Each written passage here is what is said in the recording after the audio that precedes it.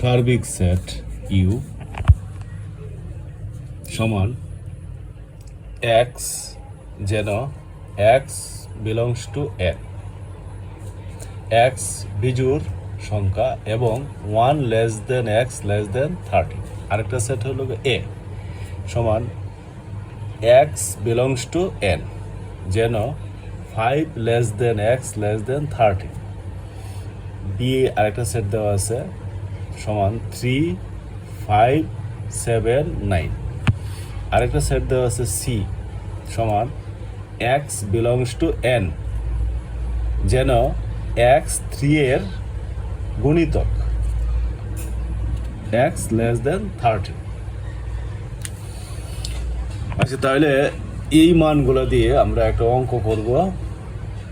এ পূরক union B বাদ C.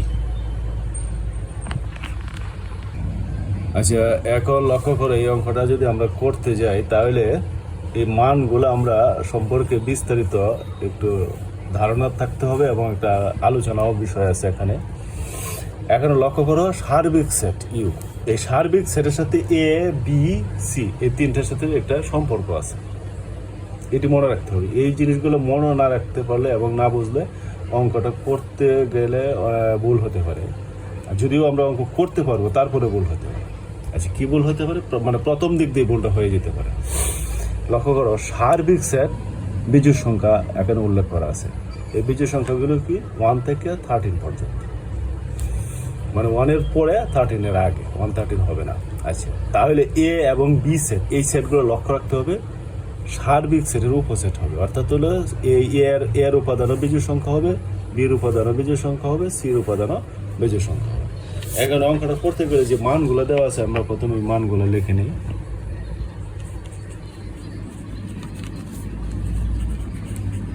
দেওয়া আছে ইউ সমান সমান কি দেওয়া আছে এক্স যেন x belongs to N, x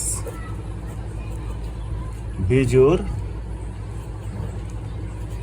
সংখ্যা এবং কি দেওয়া আছে 1 লেস দেন এক্স লেস দেন 13। এই কথার অর্থ হলো বিজোড় সংখ্যা 1 এর বড়, 13 থেকে ছোট বা 13 থেকে ছোট। তাইলে কি হবে 3, 5, 7, 9, 11। 13 হবে না, 13 আগ পর্যন্ত।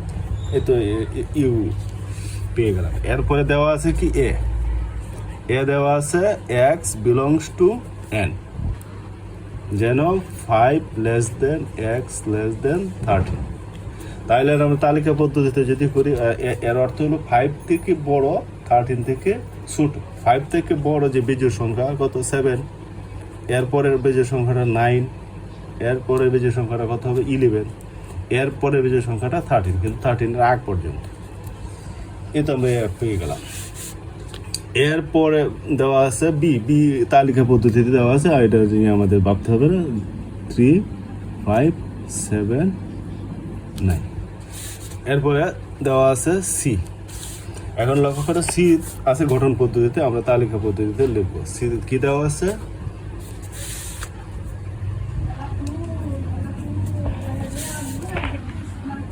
এক্স বিলংস টু এন যেন এক্স 3 এর গুণিতক এবং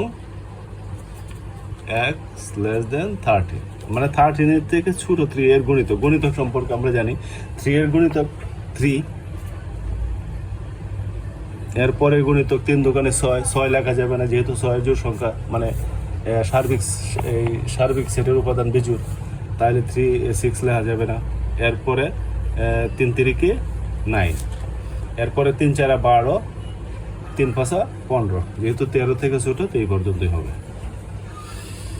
তাইলে আমাদের যে অঙ্কটা করতে হবে, অঙ্কটা কি এ পূরক ইউনিয়ন বি মাইনাস সি বা বাদ সি। আচ্ছা, তাহলে এই যে এই অঙ্কটা করতে গেলে দুইটা পার্ট, একটা পার্ট হলো এ পূরক আর একটা হলো বি বাদ সি। তাইলে আমরা দুইটা আলাদা আলাদা করে এরপরে পুরো অঙ্কটা করবো। তাহলে আলাদা করতে গেলে আমার এ পূরক জানতে হবে আর বি বাদ সি জানতে হবে। তাইলে এ পূরক, আর এখানে প্রথমে করতে হবে কি এ পূরক। এ পূরকটা সমান কি আমরা জানি, এ পূরক হলো সার্বিক সেট থেকে যার পূরক নির্ণয় করবো ওই সেট বাদ, মানে এ মাইনাস ইউ মাইনাস এ সার্বিক সেট। এ পূরক হলো ইউ মাইনাস এ। তবে লক্ষ্য করে মানে অনেক অনেক সময় সিও দেওয়া থাকতে পারে। আচ্ছা, তাহলে ইউ ইউ আমরা পাইছি কত, 3, 5, 7, 9, 11। 3, 5, 7, 9, 11 এর বাদ দিব কত, এ আমরা পাইছি 7, 9, 11। তাহলে এ সেটটা লিখলাম 7, 9, 11। যদি আমরা 7, 9, 11 বাদ দিই, 7, 9, 11, তাহলে কি থাকবে, 3 আর 5 থাকবে।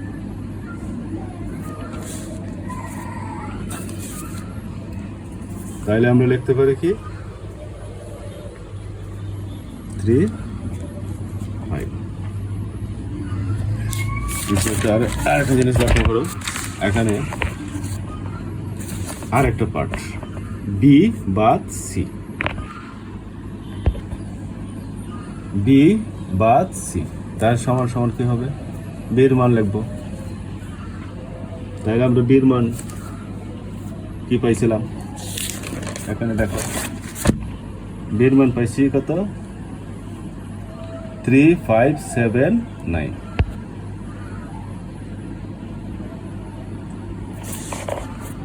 বির মান পাইছি লিখলাম 3, 5, 7, 9।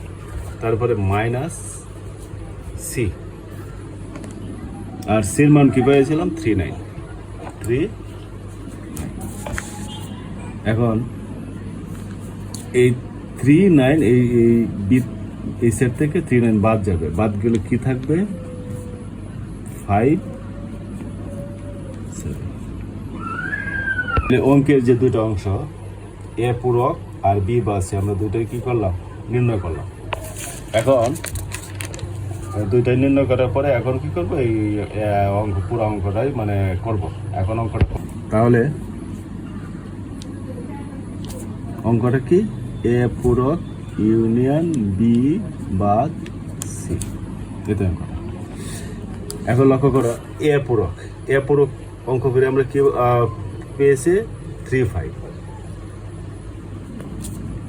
ইউনিয়ন বি বাদ সি, এই বি বাদ সি অঙ্ক করে পাইলাম কত, 5, 7। তাহলে এ ইউনিয়ন বি, ইউনিয়ন থাকলে কি করতে, সব উপাদানগুলাই লিখতে হবে, সব উপাদানগুলো লিখতে হবে। কি লিখবো, 3 লিখবো, 5 লিখবো, আর কি লিখবো, 7 লিখবো। আনসার এই আজকে এখানেই শেষ।